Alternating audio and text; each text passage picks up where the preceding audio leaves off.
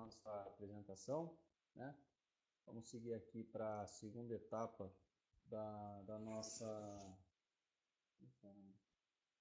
Vou colocar o fone de ouvido aqui. Bom, acho que agora o pessoal está conseguindo me ouvir, né? Vamos retomar então aqui a nossa apresentação, né? Vamos seguir aqui a sequência.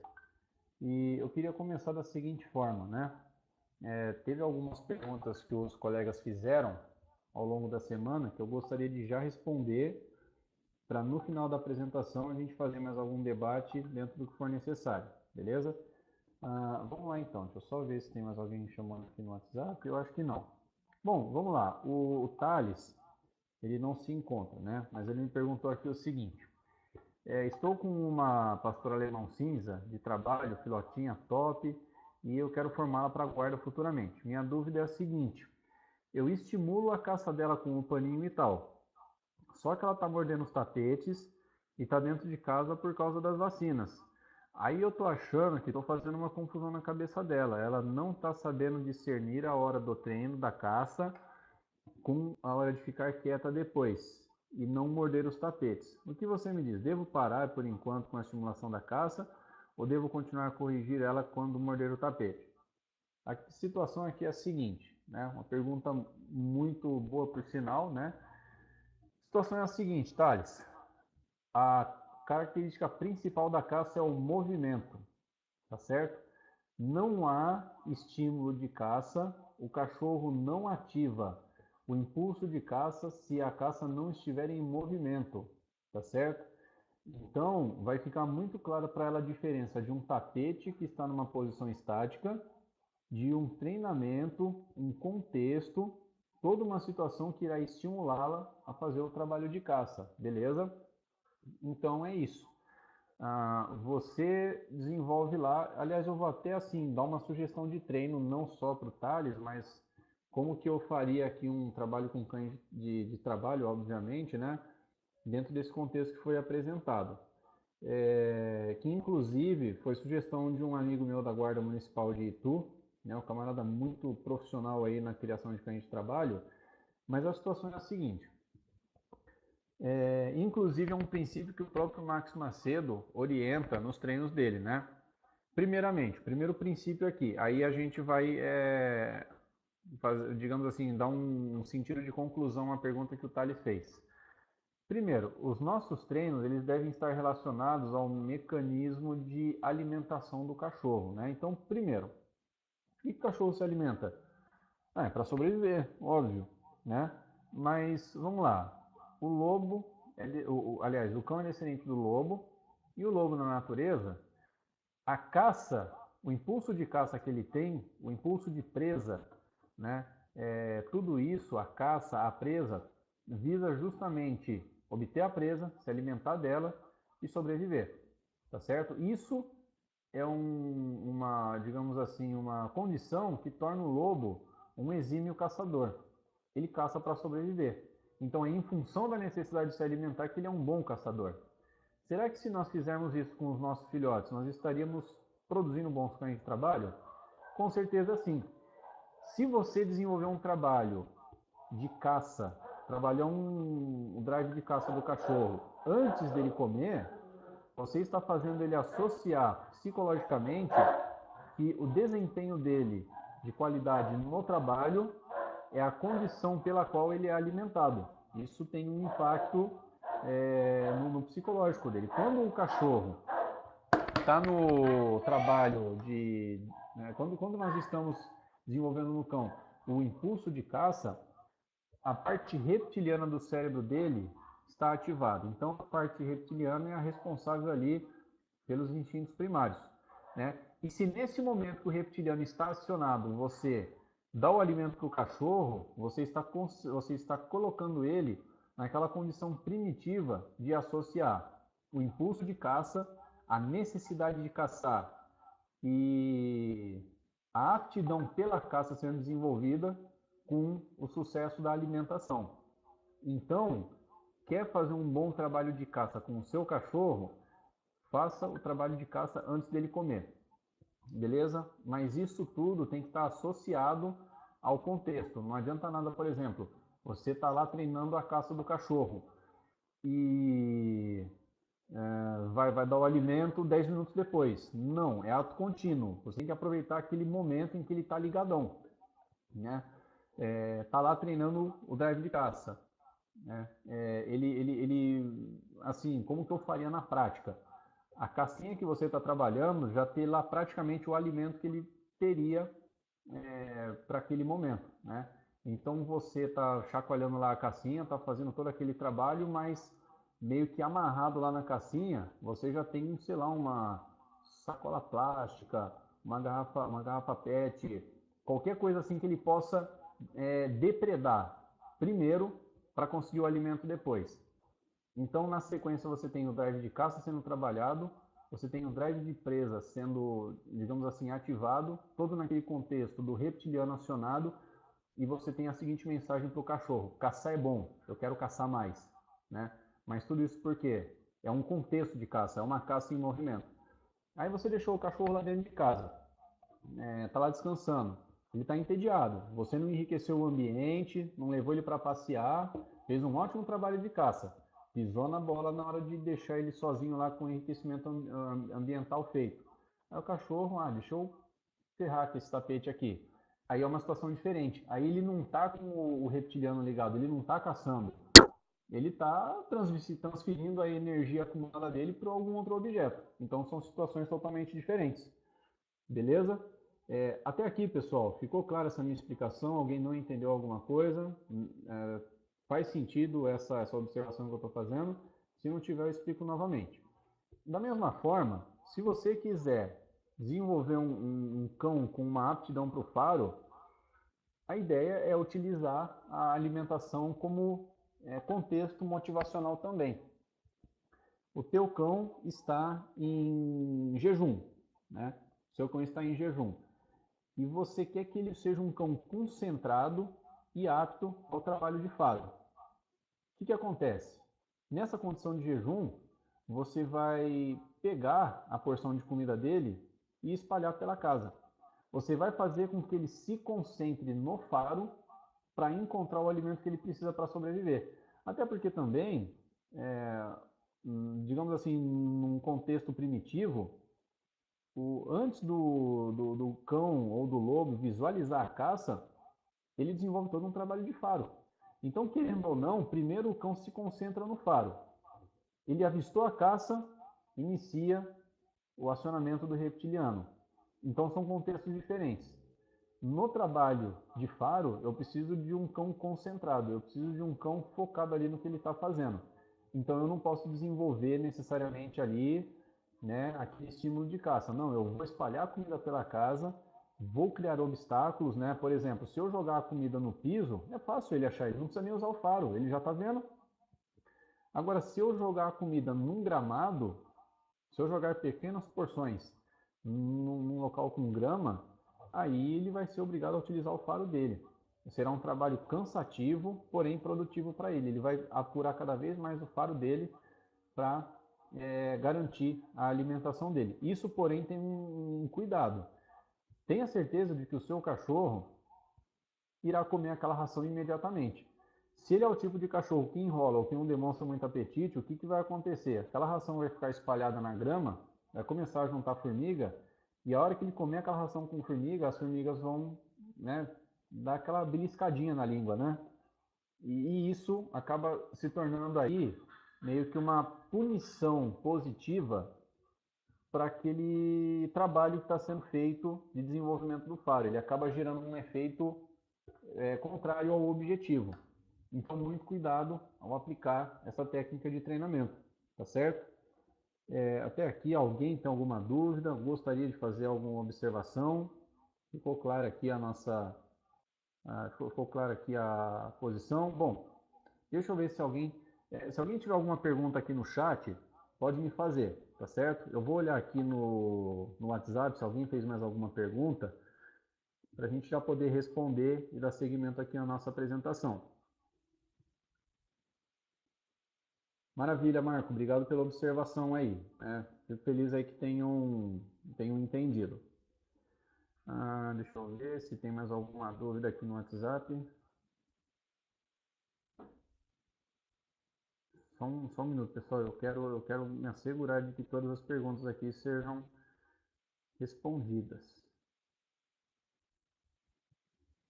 Aliás, qualquer trabalho que vocês fizerem, utilizando o mecanismo de alimentação como contexto motivacional, amplia sobremaneira aí a produtividade do treino. Toda vez que o cão associar o alimento dele como um resultado do trabalho bem desenvolvido, aquilo tende a cada vez mais se tornar algo produtivo no trabalho do cão, entendeu? O porquê que nós procuramos emprego, o porquê que nós trabalhamos, né? Porque a gente tem a necessidade de sobreviver. Não somente sobreviver, queremos qualidade de vida, né? Mas o que nos motiva a trabalhar e gerar resultado é a necessidade de sobrevivência, né? E para os cães não é diferente isso, tá certo? Vamos lá, eu estou vendo mais perguntas aqui. Então, nós tínhamos falado sobre a questão dos 30 dias lá da instituição, né, com relação à seleção do filhote. Vamos ver. Deixa eu ver aqui. O Pedro tinha perguntado aqui, né? Ganhei um filhote, mas meus cães são antissocial. Qual o melhor jeito de socializá-los? Pessoal, a melhor forma de você socializar cães de idades diferentes, contextos diferentes e com outras variáveis aí que acabam prejudicando o trabalho, é você proceder da seguinte forma. Eu uso isso nos meus trabalhos de socialização, dá muito certo e eu tenho certeza que isso pode acabar ajudando vocês também. Quer ver? Ó, tem aqui uma observação do Marco. Eu aprendi com o Márcio na escola que o cão tem que trabalhar para se alimentar. E você está apresentando variáveis positivas e úteis para melhorar esse treino. Uma vez que a rotina muda de cão para cão e a função que você deseja entregar nele. Com certeza, né? Então, vou dar mais um exemplo aqui. A gente falou então do cão de guarda e proteção. Falamos aí do cão o cão de faro, né?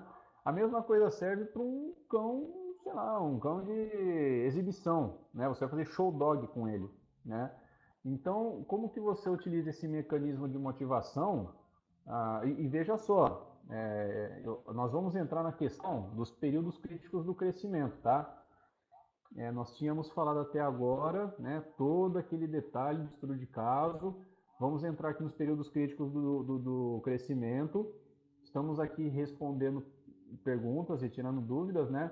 Mas lembrando que toda essa situação de utilizar o contexto motivacional do mecanismo de alimentação serve para filhotes também. Nada do que nós estamos falando aqui foge do contexto, tá certo?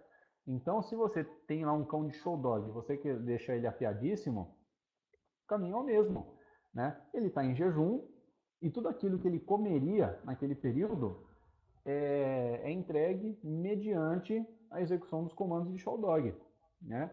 O que ele passa a entender? Que a qualidade dele, a produtividade dele na execução dos comandos é a condição necessária para que ele possa se alimentar, né? A única variável aqui é o que? É a técnica de adestramento, mas a rotina, o programa de treinamento é praticamente o mesmo. Então vamos lá, a questão da socialização, que o Pedro tinha perguntado, né? Como é que nós socializamos então cães com essa série de variáveis, né? Primeira coisa, isso é um conceito que o César Millan aplica muito nos treinos dele, tá? Eu torno a repetir, tem gente que não gosta do César Millan. Como qualquer outro treino, como qualquer outro ser humano, cada um tem seus prós e contras. E isso que o César Millan fala, que eu vou falar para vocês, não apenas faz muito sentido, como também me trouxe muitos resultados positivos. Então você tem lá um filhote e cães adultos que precisam ser socializados e são agressivos. Primeiro ponto, você, nesse contexto, tem que assumir um papel de liderança, de modo a não admitir que nenhum dos outros cães assumam a responsabilidade por disciplinar a matilha. Então você é o líder dessa matilha. Se algum outro cachorro começar a olhar e franzir a testa para o filhote, lá mesmo você já aplica a sua repreensão, seja ela física ou verbal, né? Uma punição positiva, por exemplo. Mas o cachorro já tem que entender que você não admite isso, é que você que está no controle da situação. Como que você torna essa situação mais fácil? pegue todos os cães que você vai socializar e leve para dar uma bela de uma caminhada. Gaste a energia de todos eles, tá certo? É, literalmente, não vou falar a palavra que eu ia falar, mas dá problema, né? Para não falar que ia dar outra coisa, dá problema você querer colocar no mesmo ambiente um cão cheio de energia num cão com menos energia. Você terá uma relação conflitiva, entendeu? Um quer cheirar e incomodar o outro só quer sossego. Então, se você não fizer esse equilíbrio de energias primeiro, você tem grandes chances de ter um problema. O meu cachorro, por exemplo, ele se socializa bem com qualquer outro cachorro, inclusive dentro de casa. Agora, uma das poucas vezes que eu vi dar problema de socialização com o meu Mali, de 8 anos, foi com um Golden descontrolado que não pode ver outros cães que já quer chegar, pular, brincar e ficar cheirando. O meu cachorro não gosta disso. Ele gosta que respeita o espaço dele. Então aquele Golden tem uma energia, o meu Mali tem outra. Essa diferença por si só já é o suficiente para gerar um conflito. Então, é lógico que é necessário fazer um equilíbrio de energia primeiro. Então, Pedro, você poderia pegar esses seus cães mais velhos, o filhote. É lógico que você vai precisar cansar mais esses cães mais velhos antes, né? Dar uma boa caminhada, né? Respeitar o limiar do filhote. Depois que você cansar esses cães mais velhos, você leva eles para caminhar junto com esse filhote. Você vai fazer tipo um trabalho de dog walking. E duas coisas vão acontecer aí. Aliás, três coisas acontecerão. Primeiro, você vai equilibrar a energia desses diferentes indivíduos. Você estará reforçando o seu papel de líder da matilha, conduzindo eles, não admitindo excessos de nenhuma das partes. E também o passeio em matilha é um fator que fortalece a unidade entre os indivíduos. Então, pessoal, só um minuto. Estou recebendo uma ligação aqui. Vamos ver se é de algum aluno nosso aqui. Só um minuto, pessoal, por favor.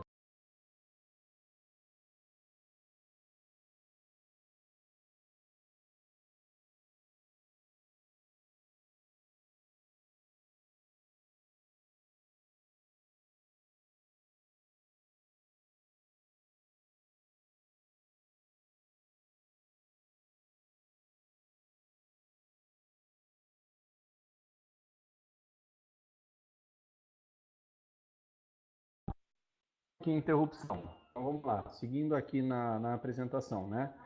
Quando você leva um grupo de cães, independente das diferenças, né, para passear, e você assume esse papel de líder da matilha, não admitindo nem abuso na parte de ninguém, você acaba reforçando o grau de familiaridade, o grau de unidade entre os indivíduos, né? Por quê? Os cães caminham em matilha, os lobos caminham em alcateia. Esse trabalho em equipe faz com que eles gradativamente se tolerem e se aceitem. Só um minuto aqui, por favor. Só mais um minuto aqui, pessoal. Deixa eu só falar uma coisa com a minha esposa.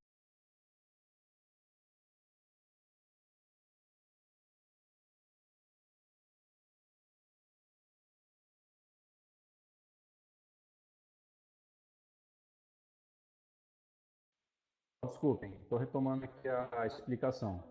Um cliente que está ligando pedindo um apoio aqui, só estou dando um retorno para ele. Então é isso.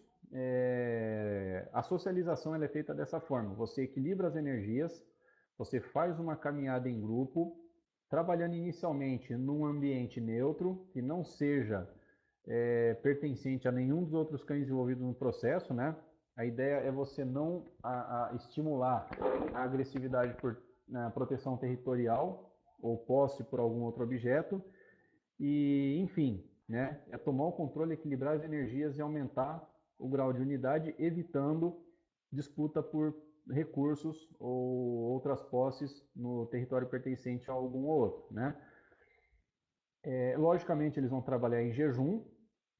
E aí, feito esse passeio de equilíbrio de energia e liderança, você irá, né, de modo igual e simultâneo, alimentá-los.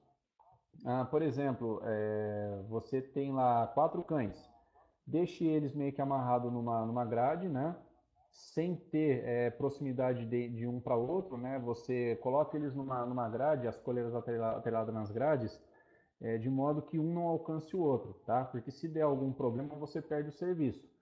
Então a ideia é que você consiga nesse contexto em que eles estão se enxergando e se visualizando, dá a alimentação para que eles associem aquela satisfação da alimentação a tudo o que aconteceu e o que está acontecendo, que é o quê? A unificação dessa matilha e aquele trabalho de socialização, tá certo? E é lógico, né? Dependendo do grau de agressividade de um dos cães, você vai dividir esse trabalho por etapas. Você não pode simplesmente, no primeiro encontro, deixar todos eles soltos no quintal. Você vai observar gradativamente o grau de aceitação entre eles. Você faz todo um trabalho cuidadoso e criterioso, solta eles no quintal e dá uma briga. Você perdeu o serviço. Perdeu o serviço e gerou uma aversão entre dois indivíduos ou mais. E a ideia é que não isso aconteça. Então, entre começar um trabalho de socialização e deixar todos os cães soltos no quintal, sem que você precise fiscalizar, há um longo caminho. Nada é feito no mesmo dia. Você cria todo um contexto de divisão, né, e de organização desse trabalho, tá certo? Essa aí foi a pergunta que o nosso colega fez e que eu já estou respondendo aqui de antemão na nossa apresentação, tá certo?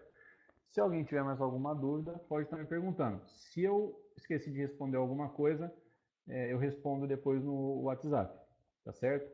Vamos lá. É muito importante, pessoal, nós levarmos em consideração aqui as questões referentes aos períodos críticos do crescimento, né? Por quê? A partir do momento que eu pego um filhote, sabendo em que fase ele está, eu vou direcionar o melhor tipo de treinamento ou rotina de treinamento para ele, tá certo? Então, assim, de antemão, tem cara que, faz aí 7, 8, 9, 10 divisões dentro dessa questão de período de desenvolvimento. Muita informação, não adianta a gente ficar guardando na cabeça, até porque também acaba dificultando o nosso aprendizado. Então aqui eu fiz um resumo, uma coisa assim bem simples e objetiva para facilitar o nosso trabalho e facilitar a memorização. Veja só, o filhotinho nasceu. O período neonatal, ele apenas, isso vai aí, né, do momento em que ele nasce até o 14º dia de vida, as 2 primeiras semanas. O filhote apenas se movimenta, busca a mãe para mamar e somente tem o tato desenvolvido. Disse uma vez um sino-etólogo argentino, que inclusive é mestre da Faculdade de Adestramento de Buenos Aires, o seguinte: nessas primeiras 2 semanas, como o cão só tem o tato desenvolvido, pegue um pano molhado com água morna e um pano que foi deixado na geladeira congelando, e aí, assim, bem rápido, você apresenta já para esse filhote esses extremos de sensação, o que é o quente e o que é o frio. O filhote, até esses 120 dias de vida, né, que seriam aí os 4 primeiros meses, ele está numa fase de grande expansão neural, né, todo um processo aí de desenvolvimento neural, desenvolvimento de neurônios, etc. Tal. Não há necessidade de a gente entrar em termos muito técnicos, né? Mas o fato é que ele está desenvolvendo ali, né, tudo aquilo que é necessário para ele desenvolver o psicológico e as sensações dele. Então, nessa primeira etapa, como ele só tem o tato desenvolvido, é bom que ele tenha aí o experimento de sensações térmicas, né? E por que eu deveria trabalhar a sensação térmica no meu cachorro? Porque lá na frente, quando eu fizer um patrulhamento com ele, num local em que o clima é quente, ele já estando assim habituado a essa sensação térmica quente que ele aprendeu lá nos primeiros dias de vida, eu ganho com um cão assim que vai estar mais preparado para quem sabe suportar ou compreender aquele contexto de temperatura elevada. É lógico, a ideia não é o cachorro queimar ou fritar a patinha no chão, mas ele entender do que se trata aquilo não ser algo estranho e que não venha a afetar aí o rendimento no trabalho que ele está desenvolvendo. A mesma coisa para a sensação do frio, certo? Aí, passado esse período neonatal, que vai aí, né, ele termina no 14º dia. Nós temos aí a primeira fase da vida social do cachorro, que vai do 14º ao 21º dia de vida. Essa seria a 3ª semana. É quando o cachorro abre os olhos, abre a audição e começa a conhecer o mundo à volta, né? Ele começa a explorar o ambiente, ele começa a ver, ouvir os irmãozinhos, ele começa a interagir com a mãe, né? Então, é justamente esse é o momento em que ele começa a se introduzir no mundo social. Essa fase social, eu digitei errado, tá, pessoal? É a fase social de número 2, o item 3, fase social número 2, que vai do 21º dia aos 90 dias. Essa é a chance de ouro que o criador ou adestrador tem para construir um excelente cachorro, né? Então é aquela oportunidade que ele tem de fazer uma boa socialização, uma boa ambientação, apresentar ao filhote tudo quanto é animal, tudo quanto é pessoa, tá certo? E pessoas assim, de diferentes estaturas, diferentes etnias, homens, mulheres, crianças, tudo isso é sensível por parte do cachorro, né? Então, é um momento, esses 3 primeiros meses de vida, para você enriquecer ao máximo a vida do cachorro. E mesmo que às vezes ele assim passe algum susto nesse processo de socialização, é o momento em que ele está menos propenso a criar traumas, né? A propensão a fobias e traumas, ela vem um pouco depois desse período, né? Ela é mais provável no período que sucede aí o social 2, né? Mas se você fizer um bom trabalho de socialização até esses 90 dias, é o momento em que você mais está enriquecendo, né? Essa fase até o terceiro, quarto mês é chamada fase de imprinting, né? Então, esse momento do imprinting é aquele momento que você tem que aproveitar para ambientar e socializar ao máximo o cachorro, né? Deixa eu ver se eu acho aqui no YouTube, ou ver se eu abro um vídeo aqui no YouTube, eu fazendo um trabalho de socialização. Quer ver? Ó, vê se eu acho o vídeo no YouTube, eu fazendo um trabalho de socialização da minha Malizinha. Deixa eu ver se eu acho, eu já passo aqui para vocês.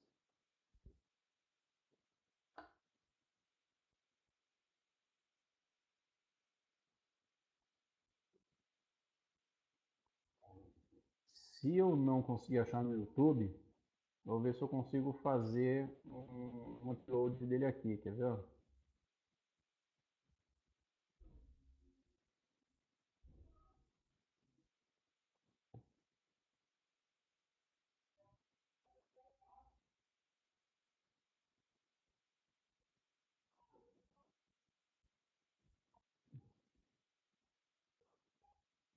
Vou procurar esse vídeo aqui para vocês, pessoal, é rapidinho aqui, ó, quer ver?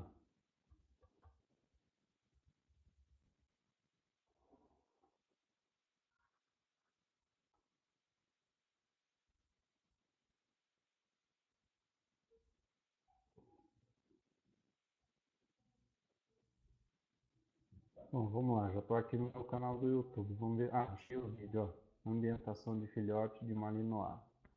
Deixa eu colocar aqui.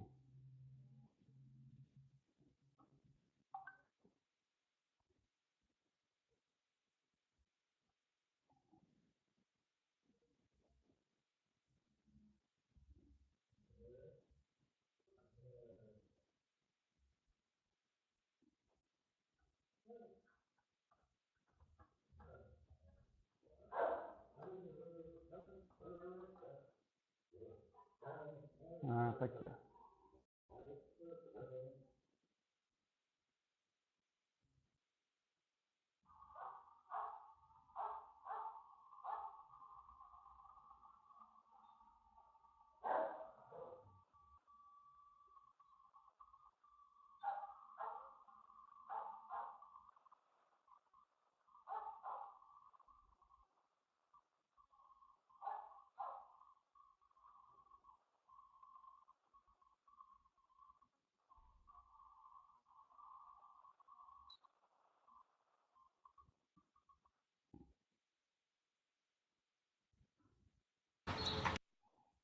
Então, essa filhotinha de Malinois, né, que foi doação de um amigo meu, o que que eu fiz? Eu deixei ela em jejum, que é aí um grau de dificuldade para ela se alimentar, mas ela estava aí no terceiro mês de vida dela, ela estava dentro aí dos 90 dias, né?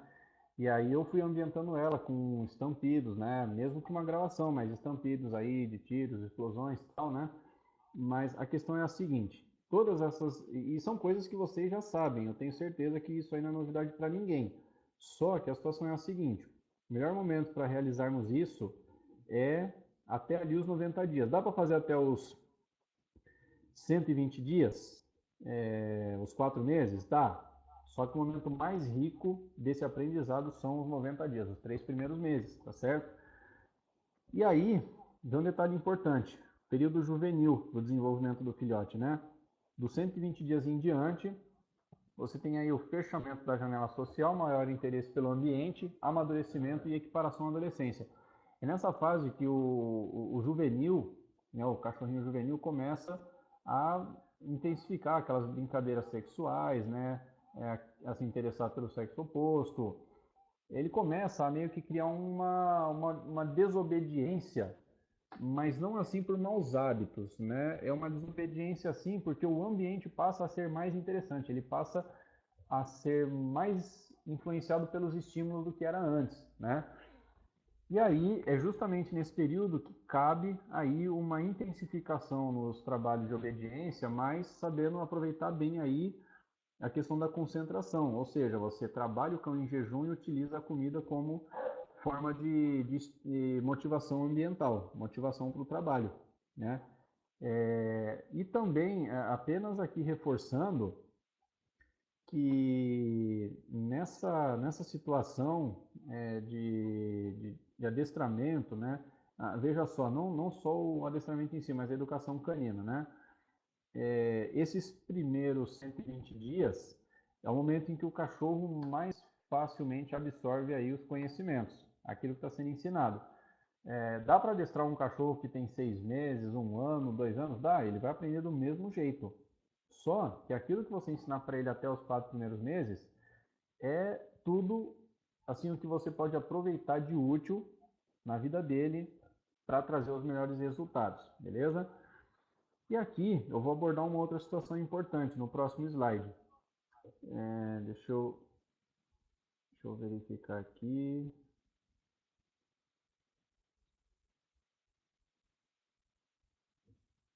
Deixa eu só ver se está tudo certo aqui com os... Eu acho que eu falhei aqui na publicação de um slide, mas vamos lá. Bom, o que eu quero dizer é o seguinte, né? Qual é o ganho que você tem respeitando toda essa sequência aí de seleção, o desenvolvimento do filhote, respeitando esses períodos críticos, o limiar do cachorro e etc, né? Você desenvolve a vida social do cão, você amplia a capacidade cognitiva e a motricidade. Então, tem cachorro que na fase adulta tem dificuldade em transpor um obstáculo. Às vezes, mesmo sendo um cão adulto, você vê que é desajeitado, esbarra com facilidade em obstáculos, né? Um cachorro assim descoordenado, né? Mas por quê? Faltou trabalho de, né, desenvolvimento aí da obediência, né? Ou algum trabalho aí que desenvolvesse a motricidade do cachorro e nessa fase da infância, né? Nessa fase que ele era e acabou prejudicando a fase adulta dele. Então, você trabalhar um cão aí na fase de filhote, ele não pode se limitar só à socialização. É importante que você trabalhe também a questão da obediência, a questão dos mecanismos de aprendizagem. Para quê? Você tem a capacidade de absorver novas informações. Quando você trabalha um filhote, você está condicionando o cérebro dele a absorver e processar informações. Se você só faz isso na fase adulta, ele vai absorver informações? Vai, só que com uma deficiência maior. Então é importante você condicionar o filhote a fazer parte desse processo de aprendizado e treinamento, né? Você trabalha e socializa um filhote, lá na frente ele fica mais preparado para aprender coisas novas, porque o cérebro dele foi desenvolvido para aquilo. Aqui, pessoal, a gente começa a caminhar para questões assim tão importantes quanto, veja só para a gente se ambientar então ainda melhor. Nós havíamos falado inicialmente sobre todo o processo de seleção do filhote, né, o que é importante levar em consideração, né, com relação aí à raça, com relação aí à criação, com relação aí ao perfil do dono, né? Critérios de seleção, né? Fazer aquela reflexão se você é uma pessoa preparada, se o seu contexto permite isso, falando sobre o processo de seleção. Vamos lá, agora questão da criação, falamos sobre a criação. Os cuidados, o que você pode fazer, o que você não pode fazer, as fases do crescimento, né? Aqui a gente começa a caminhar para o terceiro tópico do curso, que é a parte do desenvolvimento, né? Então, primeira coisa que tem que ficar clara para todo mundo nesse contexto de desenvolvimento. Há uma grande diferença entre adestramento e educação canina. Quando você adestra um cão, você ensina especificamente comandos. Um comando básico de obediência, um comando avançado de obediência, um show dog, isso e aquilo, tal, é adestramento. Você está ensinando um comando específico. Educação canina envolve hábitos, envolve bons hábitos, envolve rotinas que tornem um cão assim de bom convívio e agradável, né? E na minha concepção, esses 4 hábitos aqui eu entendo como sendo assim os mais importantes para nós desenvolvermos no filhote e levarmos adiante na fase adulta do cachorro. Primeiramente, questão de hábitos alimentares, né? A gente passou aí aquele primeiro vídeo lá da senhora que paparicava bastante os cachorros, tal, e etc, né? E você vê que cachorro assim geralmente não tem limite na alimentação, é cão com sobrepeso, é cão agressivo porque não tem controle de recurso, é cão agressivo compulsivo, né? E assim por diante. Então, baseado nas minhas experiências, leituras e pesquisas, dentro dos hábitos alimentares. Primeira coisa, importante a gente entender que o comedouro, onde normalmente colocamos o alimento do cachorro, é uma invenção humana. Animal nenhum precisa de comedouro para se alimentar. Então, por que em nossas mãos o cachorro vai comer no comedouro? Nós temos pratos, nós temos aí prato de comida porque é coisa da humanidade. O cachorro não precisa de comedouro. E quando você anula o comedouro, quando você espalha a comida pela casa, quando você cria um desafio para que aquele cão se alimente, seja na forma de comedor interativo, seja na forma de caça, que seja, você está, veja bem, olha que importante que eu vou falar, você está preservando a natureza do cachorro. Quando você dá comida no comedouro, você está tirando a natureza dele. Quando você espalha a comida pela casa ou cria estratégias interativas de alimentação, você está preservando a natureza dele, você está dando ao cão oportunidades para que ele desenvolva o impulso de caça, em alguns casos o impulso de presa, tá certo? Então, primeira providência com relação aos hábitos alimentares, anule o comedouro, espalhe a comida pela casa, use comedouros interativos. Antes da alimentação, faça algum trabalho dentro daquilo que você projetou para o seu cachorro, né? Faça ele associar o trabalho que ele está desenvolvendo a uma condição para que ele se alimente, porque é assim na natureza. O lobo só caça porque ele precisa se alimentar. Então, cada vez mais ele pratica e desenvolve essas habilidades, certo? Outro detalhe importante, muitos donos às vezes me reclamam aqui para mim, o porquê que o cachorro dele faz frescurento para comer, não come a comida, põe lá a comida e o cachorro não come, né? Já ouviram aquele ditado que nós só damos valor para aquilo que não temos? O cachorro é a mesma coisa.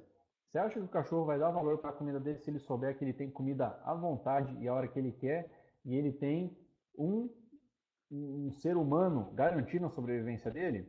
Lógico que não, né? É por isso que muitas vezes os cães têm aí, né, esse péssimo hábito de não querer se alimentar, porque a alimentação para ele não é uma necessidade, é uma opção. Ele tem tantas opções de alimento, guloseimas, petiscos, comida à vontade, que ele escolhe a hora que ele quer comer. Então aquilo ele desenvolve naquilo o hábito de comer a hora que quer. É assim na natureza? Não. Na natureza o alimento é uma necessidade. Então o lobo vai à caça. E nem sempre o lobo consegue capturar uma caça, nem sempre o lobo consegue se alimentar. O lobo não sabe a hora que ele vai comer, ele não sabe se ele vai conseguir caçar. Quando ele caça, ele dá o melhor de si. Quando ele abate a caça, ele come como se fosse a última vez, né? Então, o que, que eu faço com o meu cachorro nesse sentido? Primeira orientação, alternar os horários e quantias a cada dia. Quebre a rotina de alimentação. O cachorro, ele cria a expectativa de que aquele momento ele vai comer a ração. Se você alternar o horário de alimentação, se você diferenciar as porções, se você espalhar a comida, você começa a fazer o cachorro raciocinar o seguinte: a hora que aparecer a comida, eu vou comer porque eu preciso sobreviver. E se for o caso, vai precisar trabalhar pela comida. Ou seja, mesmo que você more num apartamento, numa casa, ou o seu cachorro fique lá nas baias do canil, da unidade que você serve, você pode criar estratégias que reproduzam a natureza. E dessa maneira, preserve esses instintos que ele precisa para trabalhar, né? Você cria um cachorro com uma, digamos assim, uma responsabilidade um pouco maior, né? Você não cria um cachorro assim tão displicente inclusive com a própria alimentação. Você acaba criando um cão que tem um reflexo. Viu comida, é para comer, não é para fazer frescura, tá certo? Com relação a hábito alimentar, essa é a principal orientação que eu tenho para vocês, tá certo? Inclusive como uma forma de ampliar os impulsos que normalmente são utilizados para desenvolver as habilidades de trabalho, tá certo? Hábitos de higiene. Muita gente tem problema com hábito de higiene. E por que eu incluí isso no nosso trabalho de desenvolvimento de filhotes? Porque esse é o melhor momento para você criar os melhores hábitos de higiene e o seu cachorro lá na frente não ser um cachorro problemático. Essa informação é uma informação de ouro, inclusive, para quem trabalha com cães domésticos, estratégias de educação higiênica, né? Então, com relação aqui aos hábitos de higiene, né? Até os 6 meses de idade, os cães têm uma certa incontingência urinária, né? É, essa incontingência urinária, digamos assim, eles não saberem controlar a necessidade fisiológica para defecar e urinar. É meio que um reflexo, deu vontade, vai lá e faz, né? É que nem criança, a criança precisa usar fralda, o cachorro não tem fralda, então ele faz no chão mesmo, né? Então essa incontingência urinária é o que faz, e outro detalhe, os filhotes têm um metabolismo rápido, né? Então praticamente aquilo que ele bebe ou ingere é digerido com uma certa rapidez. Então, justamente isso, entendeu? Dentro desses 6 meses, o que você der de alimento ou bebida para o cachorro, rapidamente ele vai processar, ele não vai conseguir segurar muito aquilo, e é nessa hora que entra em ação o planejamento. Se você sabe que diante de determinadas situações o cachorro vai defecar ou urinar, você pode criar estratégias para que aquele filhote seja condicionado a urinar e defecar especificamente naquele lugar. É uma questão de criar uma memória fotográfica, uma memória muscular do que ele está fazendo e onde ele está fazendo. Por que memória fotográfica? Ele vai ver que naquele lugar sempre é onde ele faz as necessidades. Uma memória sensorial também, né? Por que memória sensorial? Porque é de lá que virá a maior concentração do odor das fezes e da urina, mesmo que o lugar esteja limpo. E por que memória muscular? Porque aquele piso tem uma textura. Ele vai processar essa textura na patinha dele, lá no coxim, né? Na base da patinha dele. Então todos esses fatores, se repetitivos, vão criar um condicionamento de modo que o cão tenha esse hábito de higiene. E aí vamos ao encontro daquilo que eu falei para vocês. Esses primeiros 3 meses em que o cão aprende as coisas mais rápido.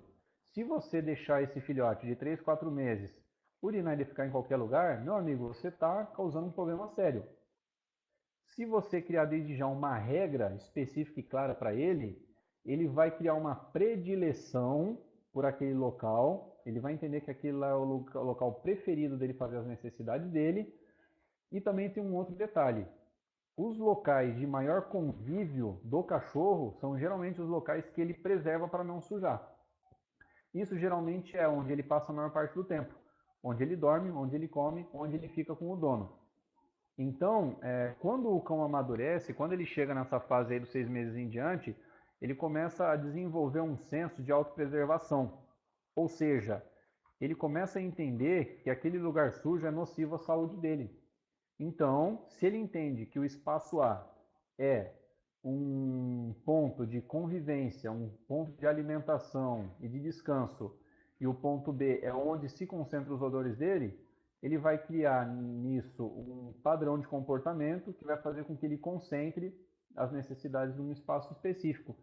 A gente vê tanto adestrador, tanto profissional do comportamento canino trazendo soluções prontas para o problema do hábito higiênico, né? Como, por exemplo, Pip Dog, graminha artificial, fraldinha e etc. Meu, não precisa nada disso. É só você criar uma rotina de predileção no cachorro e de definição do que é o espaço de convivência e etc. E aquilo vai ficar claro para ele um dia. Ele precisa ser condicionado a entender aquilo. Pronto, acabou, não tem mistério. Dá trabalho? Dá. Você vai precisar fiscalizar o seu cachorro por um bom tempo. Mas depois que você fizer isso, acabou. Você não vai mais ter dor de cabeça. Os meus Mali aqui em casa, eles urinam e defecam num único lugar aqui em casa. Não temos problema de higiene aqui em casa. Eles foram condicionados a defecar e urinar num ponto só. Isso é ótimo, né? Mas por quê? Desde filhotes eles foram condicionados a fazer isso, né? Essa foi uma informação que eles processaram nos 3 primeiros meses de vida e que foi levada adiante pelo restante da vida deles. Tá certo? Até aqui, pessoal, alguém está com alguma dúvida, não entendeu alguma coisa, algo não está fazendo sentido? Se tiver alguma dúvida, pode me perguntar, tá certo? Ou então a gente comenta no WhatsApp depois. Com relação a hábitos de higiene, isso é o mais importante. Especificamente, se você pega um filhotinho ali do zero e mora, por exemplo, num apartamento, como é que você pode facilitar para ele a compreensão dessa textura de piso, né? Considerando que no apartamento você tem aí uma totalidade de piso liso, né? O detalhe importante, os cães preferem superfícies drenáveis para fazerem suas necessidades, né? Ou seja, o que é uma superfície drenável? É a areia, a terra, a grama, o tapete, travesseiro, a cama, o sofá, né? Tanto na natureza como naquilo que é artificial, é piso drenável, o cão vai dar prioridade. Então, como que você processa essa situação? Você seleciona um cômodo na casa que venha a ser aí o banheirinho dele, né? Forra aquele chão todo com jornal e, se possível, os cômodos adjacentes, né? Como, por exemplo, você está na área de serviço, forra o chão da cozinha, forra o chão da lavanderia. Porque, como ele é filhote, a chance de erro é maior. Com o tempo, você vai diminuindo esse raio de alcance dos jornais e vai concentrando eles naquele banheirinho que você está querendo construir. O importante é que ele foi sendo condicionado a entender que ele sempre está urinando em cima de um jornal. Gradativamente, você canaliza ele para um ponto só. Você cria, nesses cômodos nos quais ele não deve fazer as necessidades, uma área de convivência mais frequente.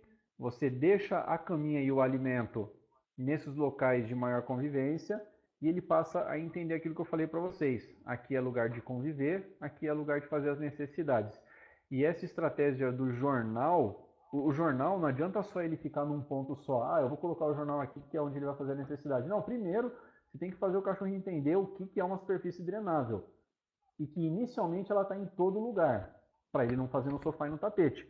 Com o tempo, você vai canalizando ele no ponto que você quer. Mas por quê? Antes, ele já aprendeu essa informação. A diferença do piso liso com aquela superfície áspera e absorvente do jornal. Beleza aqui, pessoal? Vamos lá, próxima etapa. Hábitos de exercício. É importante que haja esses hábitos de exercício, né?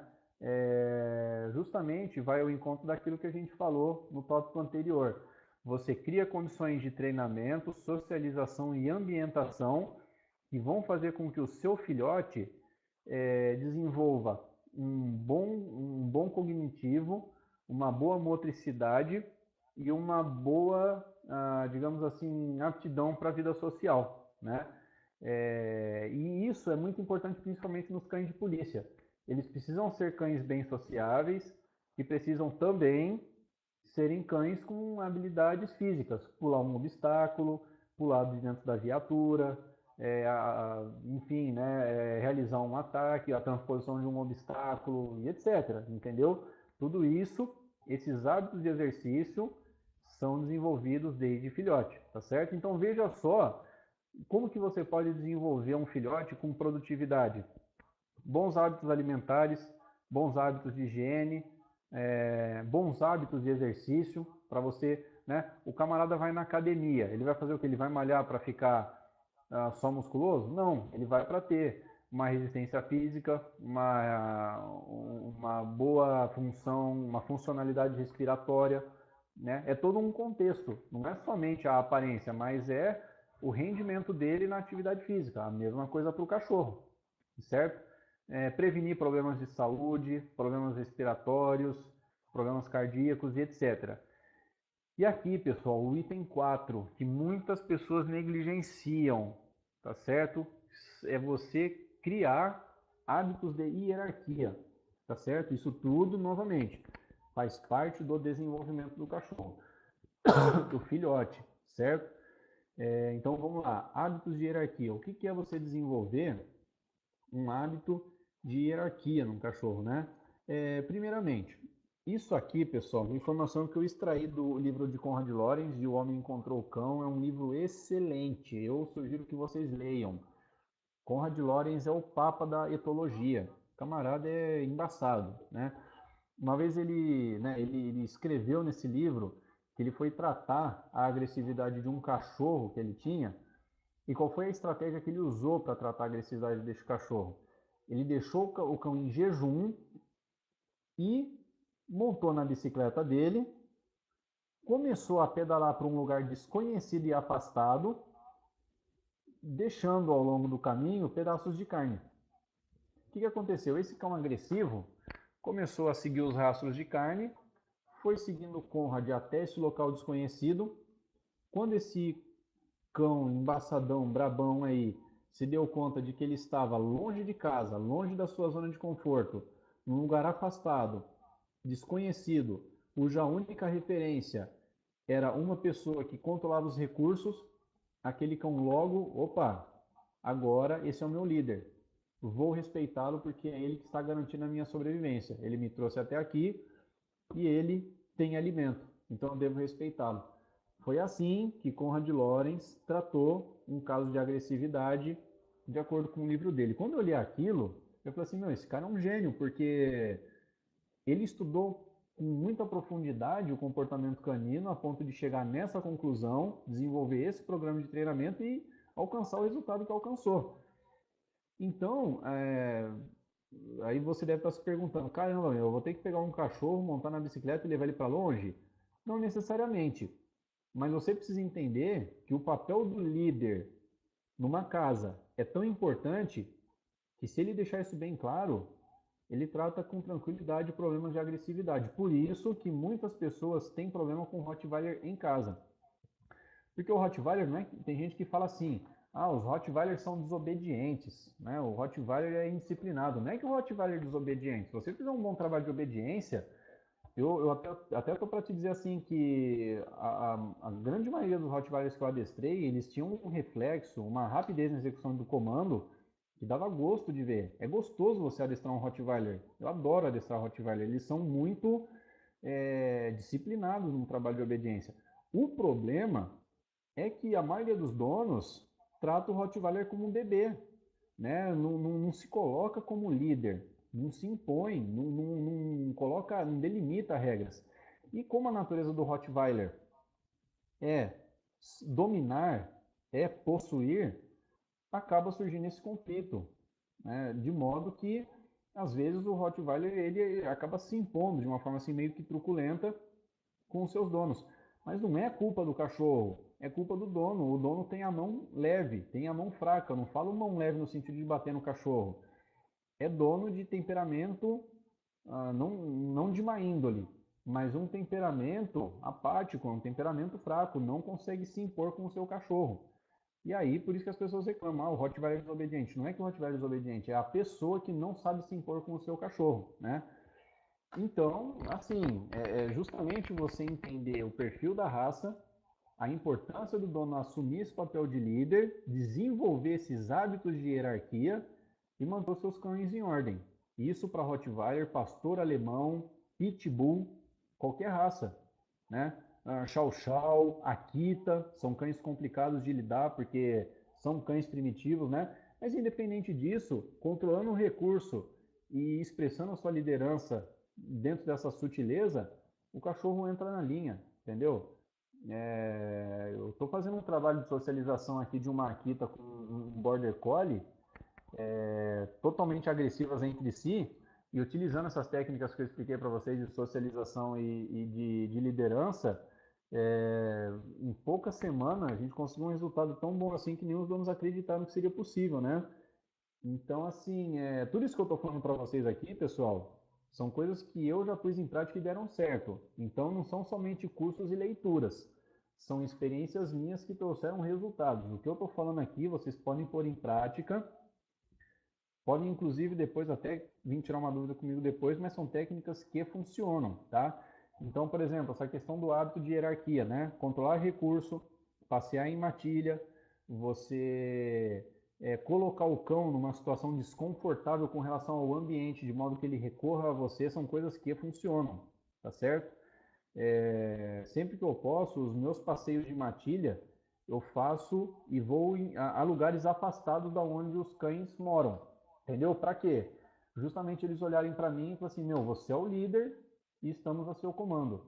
E olha, sem brincadeira, meu, é uma delícia você perceber essa mudança no comportamento do cachorro, sabe? É você ver que Conrad Lorenz escreveu o livro lá em quase 1900 e lá vai fumaça, 1900 e bolinha, e que até hoje a técnica funciona, porque os cães são praticamente os mesmos. São os donos que não se adaptaram, não souberam aplicar essas informações, né? Com relação aqui ainda aos hábitos hierárquicos, né? Já falei, controlar recurso.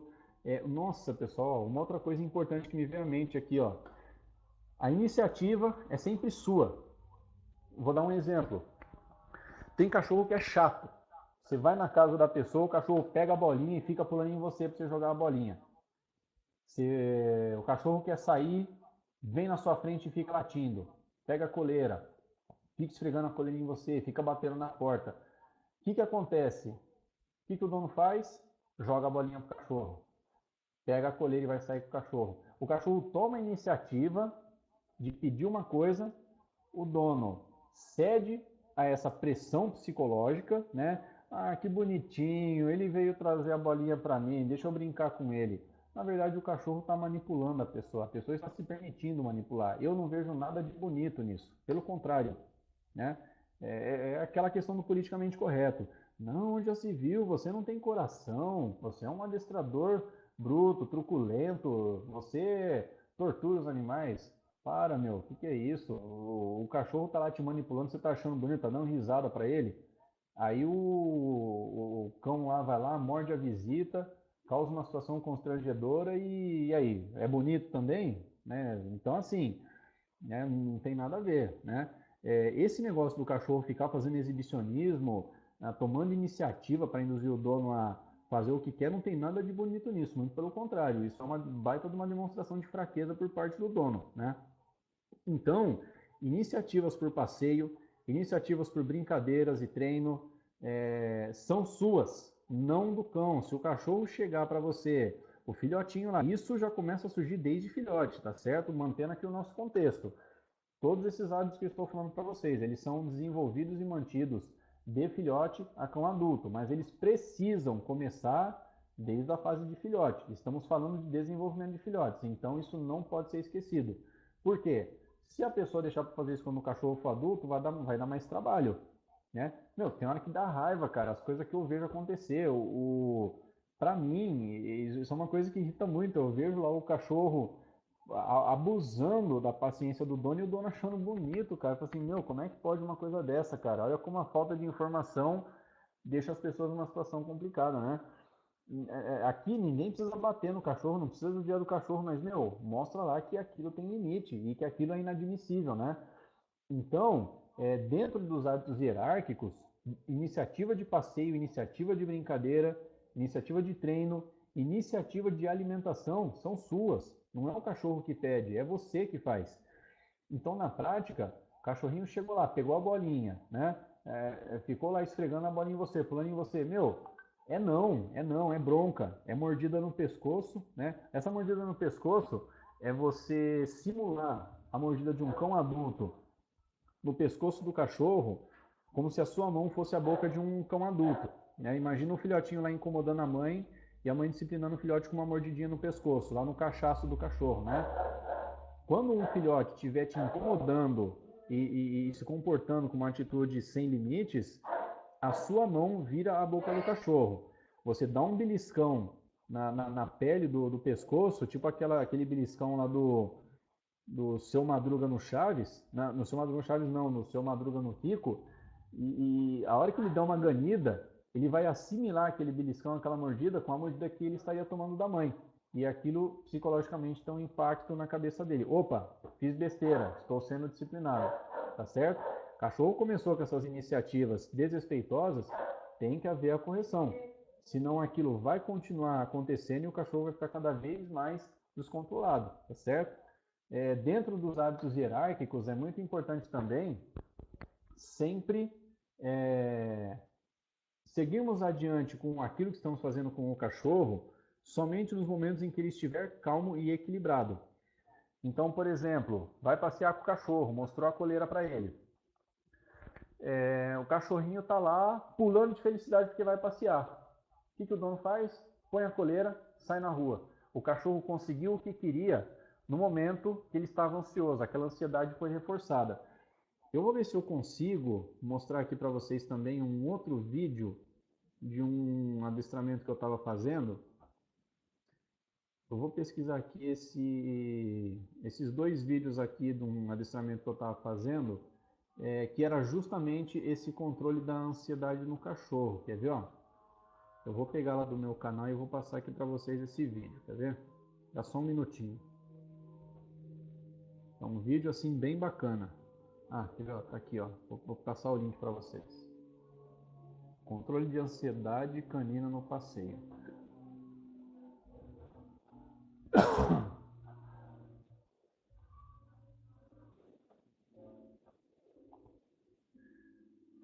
Deixa eu ver aqui.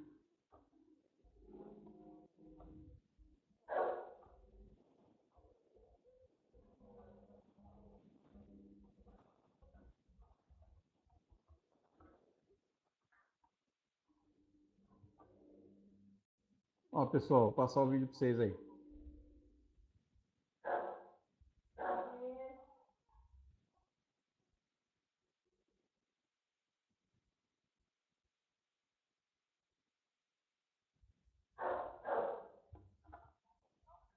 O cachorro quer sair à frente me arrastando, eu não deixo.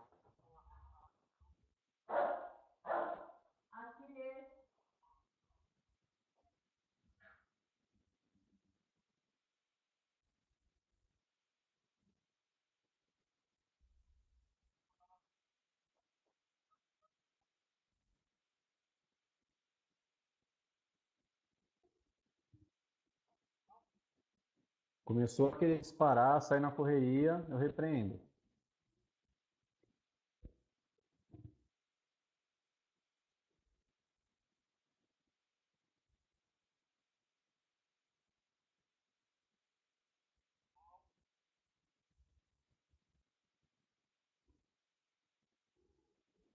E aí tem o outro vídeo que é a continuação desse. Deixa eu ver se eu acho ele aqui também. Só sei que assim, a tutora deles foi dar continuidade ao passeio. Putz, é que eu não vou achar aqui, então. Eu vou deixar quieto, a gente tenta ver esse vídeo outra hora. Mas enfim, o que eu quero mostrar para vocês é que isso aí foi um exercício de hierarquia, né? É justamente você o tempo todo observar os impulsos do cachorro e controlá-los, tá certo? É você mostrar que o tempo todo você está adiante, você está fiscalizando, não está admitindo excessos e disciplinando aquela situação, tá? Então, importante que você controle as iniciativas do cachorro. As iniciativas são suas, não são dos cães, principalmente do filhote. Se você deixar essa mensagem bem clara para o filhote, lá na frente, a obediência e a atitude dele fica muito mais controlável. E aí, importante nós controlarmos também a questão de possessividade, latidos excessivos, etc. Então, assim, isso aqui é o basicão, né? O cachorro está latindo, aquele latidinho fino de filhote, os donos estão olhando, dando risada, achando bonito. O que vai acontecer? O filhotinho vai se tornar um cachorro barulhento. Então, tem que ter a repreensão, né? Tem que ter limite para aquelas mordidinhas, né? O cachorro vem, labrador e golden retriever que adora fazer isso. Nunca vi cachorro para gostar de ficar com essas brincadeiras. Aquele beliscão no pescoço, a mordida, a repreensão e não, acabou. Eu vejo um monte de cara fazendo vídeo no YouTube com fórmulas mágicas para o cachorro parar de morder. Meu, não precisa. Desde filhote você já corta esse mal pela raiz. Se o cão adulto faz isso também, é mordida no pescoço, tá certo? E também outras técnicas aí, mas aí já foge um pouco do nosso treino, tá certo? Mas é importante, dentro dos hábitos hierárquicos, você controlar esses maus comportamentos, esses abusos que o cachorro comete com frequência, principalmente esses cães aí descontrolados. E aí, pessoal, o convite que eu faço aqui a vocês, bom, nós já refletimos sobre isso, né? Mas se alguém quiser traçar aí tecer algum comentário, é a diferença então. O cão adestrado é necessariamente um cão educado ou vice-versa? Vocês querem falar alguma coisa? Dar um comentário? Concordam, discordam? Eu tenho a minha opinião, obviamente, né? Mas e aí, pessoal? Um cão adestrado é a mesma coisa que um cão educado? Veja só, não é.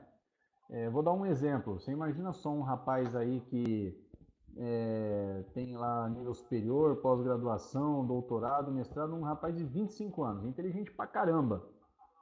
Ele tem muita inteligência intelectual, altas classificações em concursos públicos e tal, só que aí é o cara que bate na namorada, é descontrolado emocionalmente, é uma pessoa ciumenta, não respeita o pai e a mãe, o cara é muito inteligente, só que tem uma péssima inteligência emocional. E aí, dentro desse contexto, faz sentido haver uma diferença entre um cão adestrado e um cão adequado?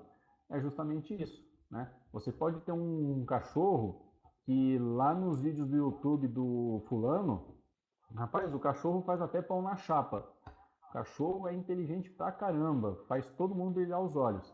Agora coloque ele sob pressão, põe ele num ambiente descontrolado, coloque ele em meio a outros cães, pessoas e veja como ele reage emocionalmente. Será que ele vai apresentar o mesmo resultado? Será que ele, de fato, é um cão bem educado? Essa é a minha reflexão, tá certo? E é justamente isso que nós temos que ter em mente diante de um filhote. Esse filhote que eu tenho na minha frente, eu irei adestrá-lo e educado, só uma coisa, só outra, ou nenhum dos dois, porque eu não tenho tempo e eu peguei o cachorrinho lá no shopping porque eu achei ele bonitinho, tal. E aí, qual vai ser a nossa atitude diante disso, né? Então, não adianta nada você ter um cachorro que faz altas exibições, só que te deixa na mão quando a questão é comportamento, tá certo? Por isso que eu digo, há uma diferença entre você analisar o comportamento canino e desenvolver um programa de adestramento. Essa é minha opinião, tá certo? Se alguém pensa diferente disso, não há problema nenhum. E aí, pessoal, o que eu coloquei nesse slide, na verdade, já foi respondido ao longo da nossa apresentação, né? Nós falamos então sobre a rotina de treinamento e avaliação em instituições de segurança pública, né? Que foi a dúvida que os colegas tiveram e já foram expostas. A questão dos filhotes estragados pelo criador, dono, adestrador, né? Isso aí já foi praticamente exposto aí na introdução do nosso trabalho, né? Rotinas produtivas de treinamento e desenvolvimento de caráter. Nós já falamos também, certo? Eu acredito que não haja mais dúvidas com relação a isso, né? Vocês querem tecer algum comentário, acrescentar alguma coisa dentro aí do que a gente comentou, casos práticos e reais? Para por aí mesmo. Bom, Nós temos aqui então um espaço destinado à retirada de dúvidas e observações do material exposto, tá certo? Eu vou fazer o seguinte, eu tenho aqui mais alguns vídeos que eu vou passar para vocês, e enquanto os vídeos rodam, vocês vão refletindo aí sobre o assunto e, se for o caso, nós abrimos o espaço aqui para mais perguntas, tá certo?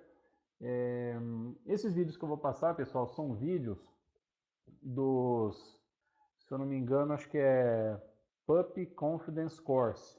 Tipo, isso aí é um conceito estrangeiro, né?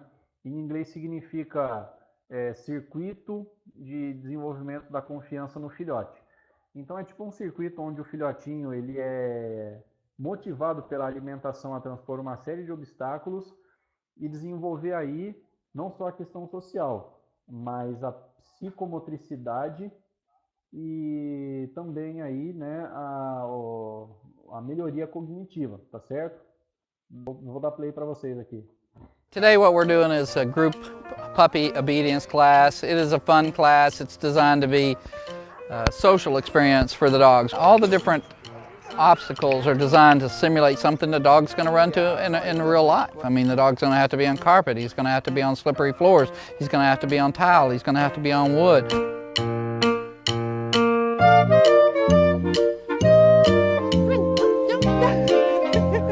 So all of these different environments, all these different textures just gives this dog's body and brain and muscle memory an opportunity to learn and adapt and cope.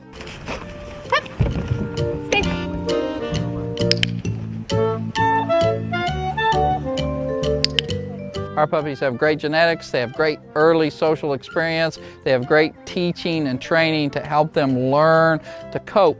We enable our dogs in ways that other companies don't by giving them this sensory-rich environment.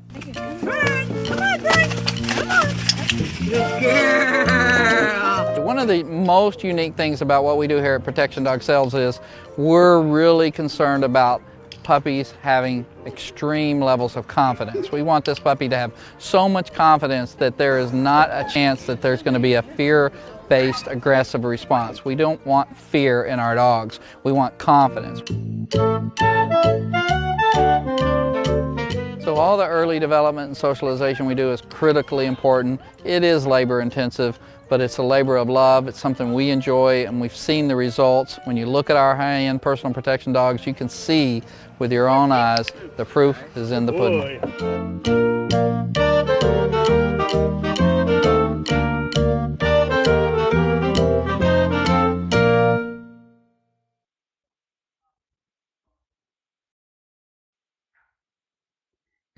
Pessoal, vocês conseguiram ver o vídeo até o fim? Tá dando um delay aqui no meu sistema. Bom, eu acho que deu para ver até o fim, né? Para mim aqui ele não tinha acabado ainda, mas eu achei que tinha acabado aí para vocês. Vou passar um outro vídeo que é similar também.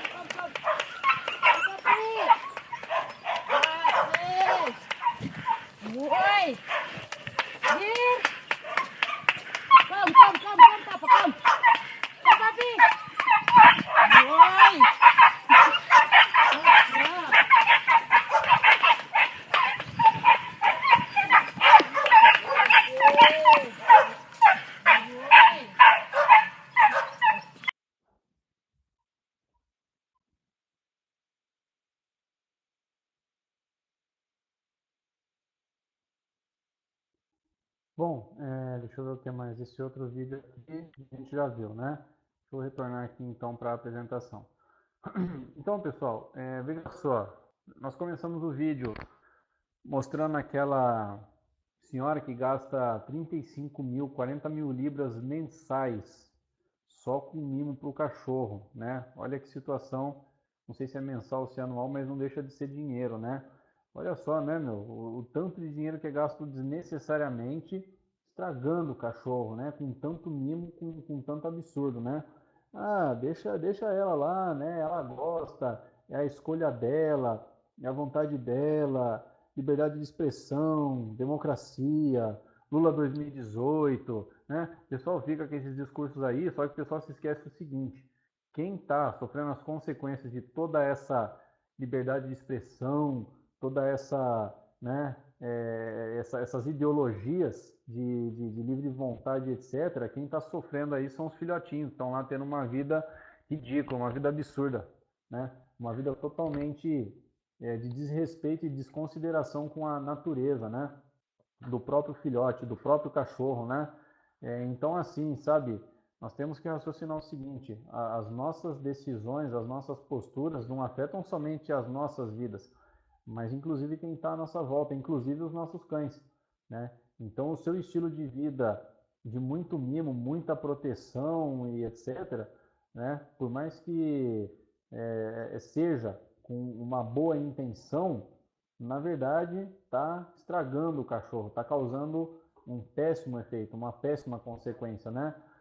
E agora, né, a gente conclui aqui, né, depois de analisar todo esse material, todas essas informações, fazer toda essa, percorrer, né, por toda essa análise aí da seleção, a criação e o desenvolvimento do filhote, nós concluímos com aquilo que seria o ideal, né? Você criar uma rotina de desafio, de trabalho, sabe, o mais próximo possível da natureza do cão. E não sei se vocês lembram, né? Mas vejam depois o vídeo novamente e comparem o semblante daqueles filhotes lá, né? Usando vestidinho, né? Com toda aquela frescura aiada, com os filhotes que estavam aí, né? Nos campos de treinamento, trabalhando, ralando, capotando, caindo no buraco, que seja. E aí, né? Será que é possível fazer uma comparação de qual deles estavam mais felizes, qual deles estavam mais, digamos assim, satisfeitos com a vida que estavam tendo? Então é simples, né, pessoal? A gente chega aqui ao término do nosso curso, né? Eu tinha feito uma previsão de duração de aproximadamente 4 horas, mas eu fiz isso justamente assim para deixar aí à disposição um momento para a gente fazer debates, questionamentos, retirada de dúvidas. Então, a parte curricular do curso está encerrada, tá certo? Nós cumprimos aqui os nossos objetivos. Agora, se alguém quiser aproveitar esse momento para fazer perguntas ou comentários, fique à vontade, tá certo?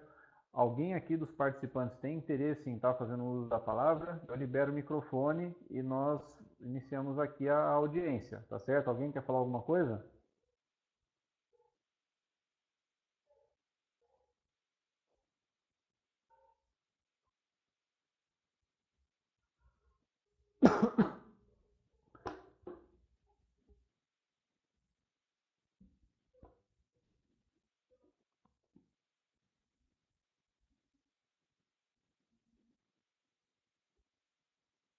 Estou só no aguardo aqui da mensagem, pessoal.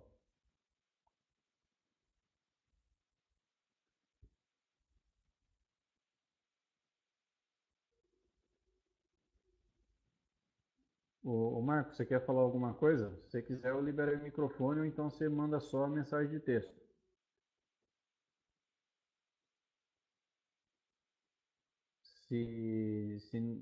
Deixa eu só verificar aqui. Vamos lá. O Danilo fez aqui vamos lá, né? Fez uma observação. Carlos, eu não exatamente, eu tenho que abandonar o cão, o pip dog e a grama. Eu posso utilizar como ferramenta para otimizar o meu trabalho ou você não recomenda mesmo? Tá, Danilo, eu não tinha visto aqui essa sua pergunta, né? Eu não tinha observado aqui o chat. Vamos lá, vou responder, vou ler novamente a sua pergunta e respondê-la. Carlos, eu não exatamente, eu teria que abandonar o não pode, o PipDog e a grama. Eu posso utilizar como ferramenta para otimizar o trabalho ou você recomenda não utilizar mesmo? Danilo, eu sou da seguinte opinião. Veja só, a pessoa te chamou para trabalhar, ela está acreditando no seu trabalho, está fazendo um investimento e muitas vezes não basta somente você mostrar que sabe ou, digamos assim, fazer a coisa certa. Às vezes a pessoa quer assim ver você fazendo alguma coisa, né? Então, acho da seguinte forma: se você entender que você por si próprio, com as suas técnicas e conhecimento, consegue dar conta do recado e tem certeza disso, deixe bem claro para o tutor o seguinte: olha, essas ferramentas são desnecessárias, tá certo? São desnecessárias porque com A, B e C eu consigo resolver o seu problema desde que também você colabore, tá certo? Isso tem que ficar bem claro. Agora, se você achar que, né, a pessoa está titubeando muito, né, está criando muita, digamos assim, muita expectativa, e se você entender que essas técnicas não vão causar um efeito inverso, então, por exemplo, a grama artificial, a fraldinha ajudam, são superfícies drenáveis, está dentro do desejado, né? O Pipdog, o não pode, meu, eu nunca usei pelo seguinte, vai muito de cachorro para cachorro. Cada cachorro tem uma capacidade sensorial, uma sensibilidade olfativa e cada produto tem um nível de qualidade, né? Então eu ouço falar muito bem do ouro fino, né? Ouro fino o pessoal utiliza aí em larga escala e acha muito bom, né? Então assim, você não precisa deixar de usar. Isso não vai afetar o rendimento do seu trabalho, tá certo? Agora, se você entender que como meio auxiliar e como forma de mostrar que todos os esforços estão sendo aplicados na solução do problema, não há problema nenhum, tá certo? É interessante que você use sim, tá certo? Respondida a sua pergunta, eu vou responder aqui a pergunta do Danilo, e se você tiver aí alguma outra dúvida com relação ao PP Dog, você me fala. Danilo está perguntando aqui. A minha maior dúvida, desculpe se foge do contexto, mas em relação ao período de gestação, se existe cuidados especiais para que se evite casos de agressividade após o parto, ou se existe um paliativo quando a agressividade já se apresenta após o parto. A situação é a seguinte, dentro do que você me apresentou aqui, Danilo, a fêmea, ela apresenta eu só não entendi o seguinte, bom, eu acredito que seja referente à fêmea, né? Vamos lá então. Se eu estiver errado, você me corrija. A fêmea, ela apresenta naturalmente uma agressividade maternal. É aquela agressividade necessária para proteger as crias. Ponto. Isso todas as fêmeas têm, é natural e é necessário que se respeite isso, né? Eu vou até além. Não apenas respeitar essa vontade da mãe, mas tem muita gente que está criando cachorro e aí, por exemplo, vai vender os filhotes. Beleza, o filhote vai ser vendido com o quê? 60 dias, que é o ideal. Primeiro desmama, né? Os filhotes são desmamados lá após 2 meses, né? De preferência, em média, né? E aí, vai receber visita lá para ver os filhotes. Cara, a pessoa não pode ter contato com o filhote, já começa por aí, né? Se ela tiver que entrar na casa, ela entra descalça, com os pés e as mãos higienizadas com álcool em gel, tá certo? Os sapatos ficam para fora, o chão não pode ser contaminado. O filhote já não vai para fora para não ter contato com a rua, então por que a pessoa vai entrar com o sapato que estava pisando na rua para contaminar o chão? Já tem esse cuidado, né? Então você cria esse procedimento de segurança na saúde dos filhotes, e aí com relação à agressividade, é natural e temporário que as mães apresentem uma agressividade para proteger os filhotes, agressividade maternal, tá certo? Agora, é, por quanto tempo essa agressividade vai permanecer depende de uma série de fatores. Depende da permanência dos filhotes próximos dela, depende do perfil que o criador tem, se ele tem uma boa liderança desenvolvido com a fêmea ou não, tá certo? Tudo isso influencia, né? Se a fêmea entender que o dono está lá, né, ele tem aquele perfil de líder e que ele não vai admitir nenhuma demonstração de agressividade, ela pode até admitir a aproximação dos filhotes. Agora, se é uma pessoa que demonstra na atitude, no olhar e em outros gestos medo, essa fêmea vai crescer para cima, porque ela percebeu que aquela agressividade foi a suficiente para manter qualquer pessoa afastada das crias dela, tá certo? Um outro detalhe importante sobre a agressividade aqui da fêmea, o Danilo, não é necessariamente uma agressividade, tá? Mas às vezes é uma coisa que deixa as pessoas horrorizadas, mas também é natural. Às vezes acontece da mãe devorar algum filhote, ou matá-lo. Ela pode ingerir o filhote ou então simplesmente matá-lo, né? Isso não só na fase do nascimento, mas após o nascimento.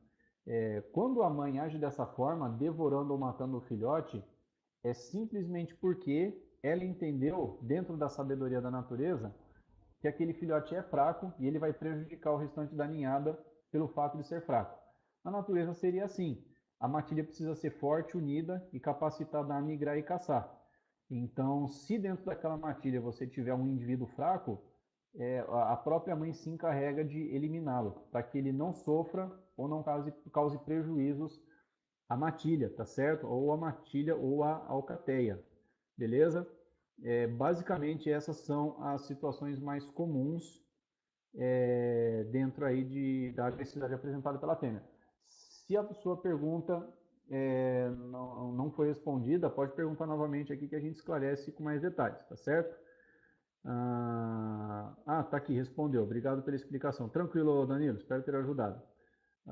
Marco Aurélio, tenho que agradecer por tudo, foi muito bom e útil para mim, tenho certeza que também será para os outros. Marco, muito obrigado aí pela sua consideração. Para mim, esses cursos online não são somente assim uma ferramenta de trabalho, né? Ganhar dinheiro com isso. Bom, tudo bem, né? Eu tenho uma empresa e eu desenvolvo atividades para lucrar. Isso é óbvio, todo mundo que tem essa visão age dessa forma. Só que eu trabalho da seguinte forma, visando agregar valor às pessoas. Então, você lucrar com uma atividade é consequência do seu trabalho. Se o meu trabalho puder agregar valor ou algo a quem está trabalhando comigo, para mim é uma satisfação também, né? Eu não preciso cobrar altos valores para desenvolver um trabalho se eu conquistar a confiança dos meus colaboradores e entregar valor aos outros, certo? Danilo está aqui falando sobre a resposta. Maravilha, Danilo. Que bom que eu te ajudei. Então é isso. Não havendo mais perguntas, dúvidas, eu vou encerrar então aqui, vou encerrar por aqui então a nossa apresentação e eu vou deixar então, eu vou fazer o upload desse vídeo, ele vai para o YouTube, a gravação eu vou disponibilizar os links depois, os links eu vou entregar só para quem não teve nenhuma pendência com relação à inscrição, quem vir a solicitar depois, né, eu disponibilizo diante aí das condições de inscrição e tal. O Danilo está perguntando aqui, indicar fontes para estudo. Sim, sim. Eu vou postar depois no grupo, não agora porque daqui eu tenho que atender uma pessoa, mas eu vou postar no grupo o livro que eu li, que é E o Homem Encontrou o Cão, de Conrad Lorenz. Eu tenho uma lista de leituras recomendadas para análise do comportamento canino, que assim, são livros que você pode comprar na Amazon, tá? É e-commerce, você faz lá a sua encomenda, não são caros e assim, você ter uma estante desses livros é um atestado de que você é um profissional interessado e capacitado, né? São livros assim que, por exemplo, Marcos Macedo, que para mim é uma grande referência aí no treinamento canino, foram leituras que ele mesmo recomendou. Então eu fiz a lista, criei os links aí dentro das opções da Amazon e depois eu vou jogar no grupo e vocês dão uma olhada. Esse livro, esse, entendeu? Os links são confiáveis, tá? Pode acessar lá que não tem problema. Mas pelo menos da minha parte, eu sei que eu tenho pelo menos umas 2 ou 3 leituras aí gratuitas que eu posso passar para vocês. E aí também tem um outro detalhe, que depois eu vou jogar no grupo, mas o Marcos Macedo, ele está disponibilizando aí, estão abertas as inscrições para o curso dele sobre o comportamento canino, né? Entendendo o aprendizado canino. Então, muito do que eu expus aqui para vocês foram conhecimentos adquiridos no curso dele, tá certo? Busquem se pautar pelo seguinte, um amigo meu falou uma vez, eu rachei o bico, mas é a mais pura verdade, né? No Brasil há dois tipos de adestradores, o K9 e o Moranguinho, né? Isso pelo menos aqui em São Paulo, não sei como é que é aí na região de vocês. O K9 é o cara que vai pegar o cachorro de qualquer porte, qualquer problema, vai analisar o problema e propor uma solução para o cachorro, independente de ser agressivo, independente de ser um pitbull, um rottweiler, é o cara que vai abraçar a missão e vai fazer o serviço da melhor maneira possível. O Moranguinho é aquele camarada, tá? Sem querer ofender ninguém, mas é o camarada que primeiro acha que vai resolver todos os problemas só com treino positivo. Se alguém pensa dessa maneira, cuidado. Se quiser conversar comigo depois no privado, estamos à disposição, mas ó, treinamento positivo, ele, digamos assim, tem limitações. Não serve treinamento positivo para cães que precisam de reabilitação. Cães agressivos, cães ansiosos, cães medrosos, não adianta, tá certo? Então, tem gente que para ganhar clientela, para fazer o marketing, fala, eu trabalho com treinamento positivo. Até a hora que o cara pegar um caso complicado, se pegar, né, e ver que não adianta, entendeu? Então, aí o camarada me falou, pô, aquele adestrador lá é Moranguinho, né? Aí primeiro eu rachei o bico, depois eu perguntei o que que era, né? Aí ele falou, meu, é o cara que primeiro acha que vai resolver tudo com um treino positivo e vai pegar só cachorro de pequeno porte, cachorrinho de madame, não quer tomar mordida e etc. Né? Então é isso, vamos colocar dessa forma, somos sinotecnistas, e dentro do jargão aí, K9, entendeu? O Danilo, obrigado, agradeço pelas informações, me identifiquei muito com o seu curso, obrigado Danilo, fico feliz que você tenha gostado. Me indica que eu estou pelo caminho certo, agregando conhecimento para que eu deixe de ser cachorreiro e me torne um sinotecnista. Ô Danilo, eu falo uma coisa para você, quando alguém me chama de cachorreiro eu gosto, viu? Porque dentro daquela cultura lá de raiz e Nutella, né? Por exemplo, o cachorro Nutella, o cachorro raiz, né? O cachorro raiz ouve fogos de artifício, o cachorro Nutella se esconde embaixo da cama, né? Tem o adestrador raiz e o adestrador Nutella. O adestrador Nutella é o Moranguinho e o adestrador raiz é o cachorreiro. Então, assim, sinotecnista para fazer o marketing, né? Para conquistar a pessoa pelo termo técnico. Mas aqui entre nós, somos cachorreiro. Por quê? Meu, o cachorreiro é o K9, é o cara que, né, não mede esforços para resolver o problema, entendeu? Então eu estava lá no curso de adestrador de cães de guerra, sendo chamado de cachorreiro e vibrando. E se alguém me chama de cachorreiro hoje, eu fico feliz da vida também, né? Mas me posiciono como sinotecnista porque, infelizmente ou felizmente, né? Nós somos de fato sinotecnistas, mas para, digamos assim, conferir mais confiabilidade a nossa negociação com o mercado, é dessa forma que a gente tem que se posicionar, tá certo? E com certeza, Danilo, se você pensa dessa forma, você está no caminho certo, sim, né? Eu tenho certeza aqui que a gente fala o mesmo idioma, né? E eu faço voto de que continuemos nos falando. Próximo sábado a gente tem aí o curso de gestão e marketing para adestradores e profissionais do mercado pet, né? Só para vocês entenderem, eu tenho a minha empresa de adestramento, a K9 Sarge, e tenho uma empresa de marketing digital, que é a Business Tigers.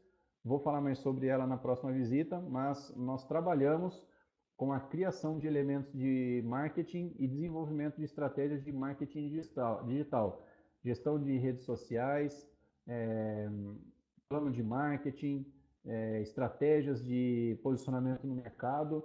Então hoje eu praticamente não invisto nada em captação de cliente. Eu não tenho problema com isso. A estrutura de marketing que eu desenvolvi trabalha automaticamente para mim.